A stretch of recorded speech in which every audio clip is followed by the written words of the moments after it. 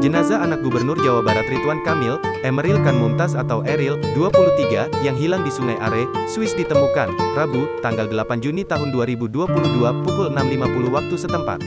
Jenazah Eril ditemukan di Bendungan Engehalde di Bern. Keterangan tersebut berdasarkan rilis yang diterbitkan polisi Bern di situs web mereka pada Kamis, tanggal 9 Juni tahun 2022. Disebutkan bahwa pada Rabu pagi waktu setempat, polisi wilayah Bern mendapat laporan temuan tubuh seorang pria berada di air Bendungan Engehalde di Bern.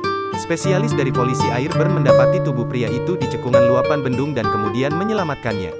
Dipastikan bahwa pria itu sudah tak bernyawa. Dari pemeriksaan forensik yang dilakukan, diketahui bahwa korban meninggal adalah warga negara Indonesia, WNI, yang hilang di Sungai Are sejak Kamis, tanggal 26 Mei tahun 2022. Pria berusia 22 tahun itu pergi berenang di sungai dan mengalami keadaan darurat. Dia tenggelam akibat kecelakaan ini. Disampaikan juga, sejak pria itu hilang, tindakan pencarian intensif telah dilakukan. Banyak layanan darurat mencarinya dari darat dan air. Alat drone, perahu, penyelam, dan anjing polisi turut digunakan dalam pencarian.